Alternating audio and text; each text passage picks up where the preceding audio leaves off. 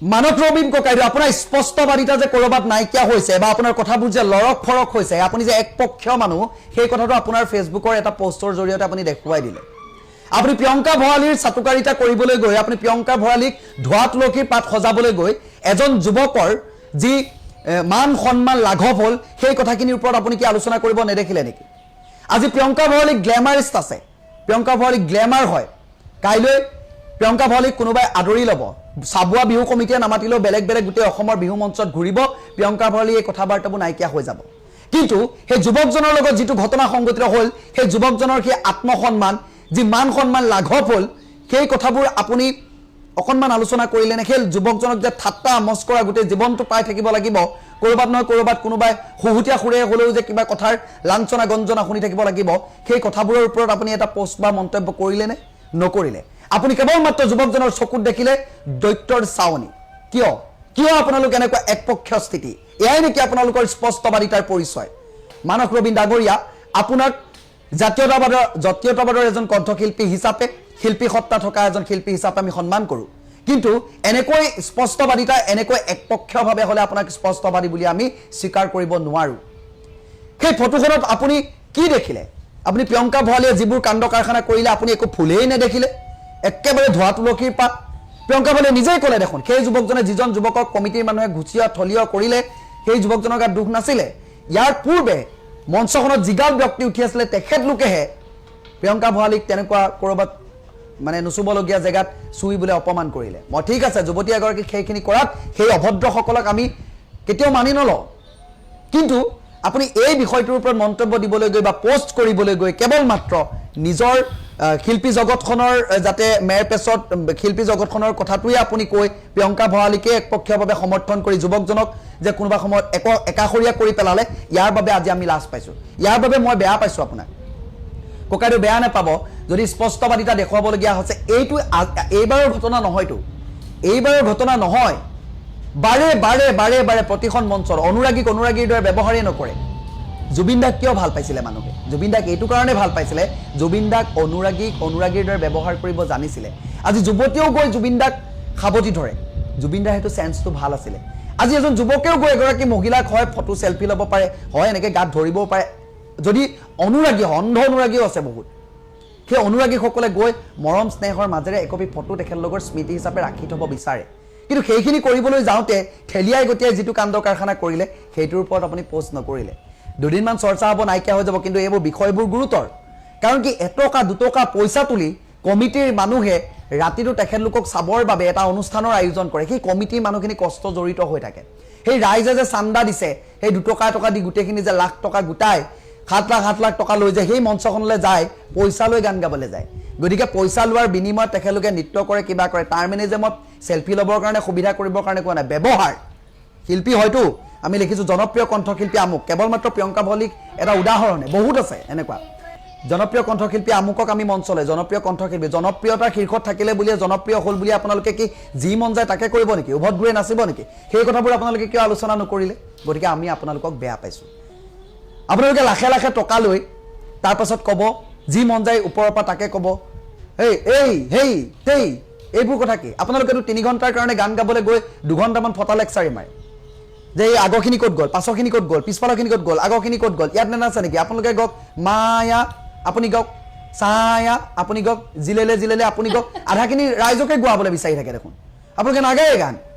তাৰ পাছত কয় আমি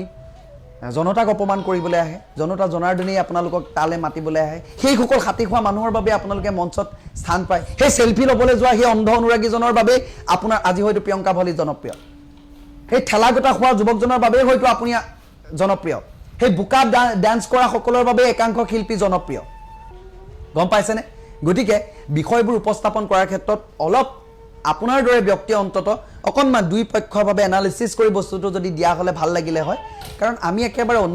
আপোনালোকতকৈ আমি একেবাৰে সৰু গতিকে আমাৰ কিবা এটা ভুল হ'লেও কৰবাখিনি আপোনালোকে শুধৰাই লৈ যোৱাটো ভাল কথা কিন্তু আপোনালোকক আমি শুধৰাবলৈ পালে আমি লাজ পাওঁ কাৰণ আপোনালোকে আমাৰ জ্যেষ্ঠ হয় অগ্ৰজ হয় আপোনালোকে যদি এনেকুৱা ধৰণৰ স্পষ্টবাদিতা বুলি এই এনেকৈ স্পষ্টবাদিতাত থাকিব লাগে বুলি যদি দেখুৱায় তেতিয়াহ'লে আমি লাজ পাওঁ কথাবোৰ অকণমান গুৰুত্ব দিব প্ৰিয়ংকা ভৰালীও কিন্তু ধোৱা তুলসীৰ পাত নহয় সেই যুৱকজনৰ যিটো কলংকৰ দাগ লাগিলে যুৱকজনৰ যি আত্মসন্মানত আঘাত লাগিলে যুৱকজনৰ গোটেই জীৱনটো যি লাঞ্ছনা গঞ্জনা ককৰ্থনা পাই থাকিব লাগিব লগৰীয়া লগতে হওক বা ক'ৰবাত ঠাট্টা মস্কৰাৰ সন্মুখীন হ'ব লাগিব সেইখিনি কিন্তু প্ৰিয়ংকা ভৰালীয়ে ক্লিয়াৰিফিকেশ্যন দি ক্লিয়াৰ কৰিব নোৱাৰে কাইলৈ প্ৰিয়ংকা ভৰালী বেলেগ মঞ্চত দবদপাই থাকিব কিন্তু সেই যুৱকজনে লাঞ্ছনা গঞ্জনাৰ মাজেৰে থাকিব লাগিব কথাবোৰ গুৰুতৰ কথাবোৰ মন দিব আপোনালোকৰ দৰে ইমান জনা বুজা মানুহে এনেকুৱা কামবোৰ কৰিলে আমি লাজ পাওঁ কথাবোৰ গুৰুত্ব দিলে ভাল অৰ্থাৎ সামাজিকভাৱে আপোনাক সকলোৱে বিশ্বাস কৰে গতিকে এই আস্থা বিশ্বাসবোৰ আপুনি নেহেৰুৱাব ধন্যবাদ আপুনি যিমানখিনি অহংকাৰ কৰিছে আপোনাৰ সিমান প্ৰতিভা নাই আপুনি ইমান যোগ্য নহয় আপুনি ৰাণু মণ্ডলৰ নাম শুনিছে প্ৰিয়ংকা ভৰালী বাইদেউ আপুনি যিমানেই স্পষ্টীকৰণ নিদিয়ক স্পষ্টীকৰণৰ নামত আপুনি যিমানেই দীঘলীয়া কবিতা নিলিখক বা ভাষণ নিদিয়ক আপোনাক সকলোৱে আগৰ পৰাই জানে যে আপুনি এজনী মস্ত অহংকাৰী নাৰী আপুনি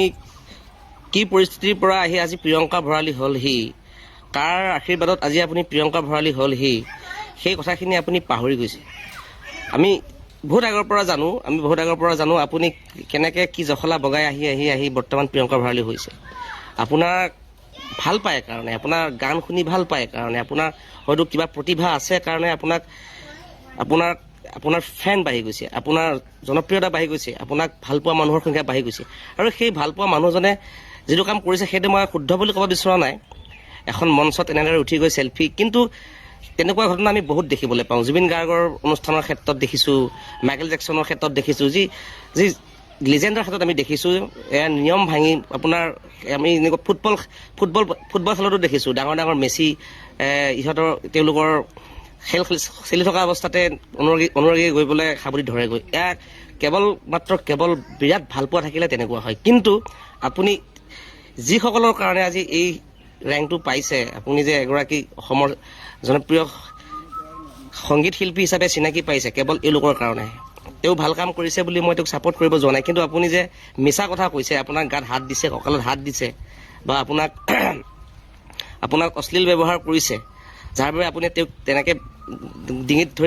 ডিঙিত ধৰিছে আৰু প্লাছ তেওঁক ঠেলা মাৰি দিছে খুচিয়াই দিছে মানে পিছফালৰ পৰা আপুনি গটিয়াই দিছে এজন অনুৰাগীক তেনেকুৱা কৰিব পাৰে বুলি নাভাবোঁ জুবিন গাৰ্গৰ প্ৰগ্ৰামতো তেনেকুৱা হয় অনুৰাগী উঠি যায় চেক এটা দি পেলাই পঠাই দিয়ে মৰম চুমা এটা খাই সাৱটি ধৰিবলৈ দিয়ে পঠাই দিয়ে তো এনেকুৱা অপব্যৱহাৰ নকৰে আপুনি যদি আপোনাৰ কিবা ব্যক্তিগত ক্ৰন্দল আছে ঘৰত আপোনাৰ যদি খং উঠি আছে বেলেগ কথাত আপুনি আপোনাৰ সেই নিৰ্ভেজাল আপোনাৰ প্ৰেমিকজনক আপোনাৰ অনুৰাগীজনক কিয় তাৰ খংটো উঠালে পুতক তুলিলে আমি কেমেৰাত দেখিছোঁ বা আমি ভিতৰুৱাকৈ গম পাইছোঁ আপোনাক একো অশালীন ব্যৱহাৰ কৰা নাই জাষ্ট চেল্ফি এটাৰ কাৰণে গৈছিল বেচেৰাটো সি ভাল কাম কৰা নাই এইখিনি নলেজ আৰু এই চেল্ফি ল'ব বিচৰা মানসিকতা এই যে এই লেভেলৰ ফেনখিনিও জানিব লাগে আচলতে কেনেকুৱা ধৰণৰ বিহেভ কৰিব লাগে বা কিমানখিনি লিমিটেশ্যনত মানুহক ভাল পাব লাগে কিন্তু আমিও বৰ্তমান ইমান ডাঙৰ আপোনাৰ দৰে জনপ্ৰিয়তা অৰ্জন নকৰিলেও আমি ক'ৰবালৈ গ'লে আমাৰ ভিডিঅ' চোৱা মানুহে আমাৰ ওচৰলৈ আহে আমি চেল্ফি এটা দিয়াত উল্টাকৈ আমি চেল্ফি লওঁ ইমান অহংকাৰ হ'বলৈ নাপায় আপোনাৰ ইয়াৰ অহংকাৰ আপুনি যিমানখিনি অহংকাৰ কৰিছে আপোনাৰ সিমান প্ৰতিভা নাই আপুনি ইমান যোগ্য নহয় আপুনি ৰাণু মণ্ডলৰ নাম শুনিছে ৰাণু মণ্ডলৰ নিচিনা আপোনাৰ পৰিস্থিতি হ'বলৈ গৈ আছে ইমান অহংকাৰ হোৱাটো উচিত নহয় আপোনাৰ আপুনি জুবিন গাৰ্গতকৈ ওপৰত নেকি আপুনি মাইকেল জেকছনতকৈ ওপৰত নেকি আপুনি মেছিতকৈ ওপৰত নেকি দেখিছে আজিলৈকে তেনেকুৱা ব্যৱহাৰ কৰা অনুৰাগী গতিকে আপোনালোককো কওঁ যিসকলে অত্যন্ত ভাল পায় নিজকে কণ্ট্ৰল কৰিব ষ্টেজত উঠি গৈ চেল্ফি ল'বলৈ নাযাব সকলো শিল্পী একেই নহয় আৰু সকলো শিল্পীও নহয় শিল্পী হ'বলৈ হ'লে বহুত গুণৰ প্ৰয়োজন কেৱল ভাল গান গালেই শিল্পী হ'ব নোৱাৰে শিল্পী হ'বলৈ বহুত গুণ থাকিব লাগিব যি জুবিন গাৰ্গৰ আছে যি ভূপেন হাজৰিকাৰ আছে যি মাইকেল জেকছনৰ আছে গতিকে আমি তীব্ৰ গৰিহণা দিছোঁ প্ৰিয়ংকা ভৰালী এগৰাকী অহংকাৰী নাৰী হিচাপে মই গৰিহণা দিছোঁ অসমৰ ৰাইজে গৰিহণা দিছে আপুনি তাৰোপৰি অহংকাৰী হৈ আপুনি মিছা কথাৰ আশ্ৰয় লৈ পেলাই জিকিব বিচাৰিছে আপুনি মিছা চকুপানী ঘৰিয়ালৰ চকুপানী দেখাই ৰাইজৰ আগত জিকিব বিচাৰিছে আজিলৈ আহিছোঁ ধন্যবাদ ভাল লাগিলে ভিডিঅ'টো শ্বেয়াৰ কৰিব লাইক কমেণ্ট কৰিব ধন্যবাদ আপোনালোকৰ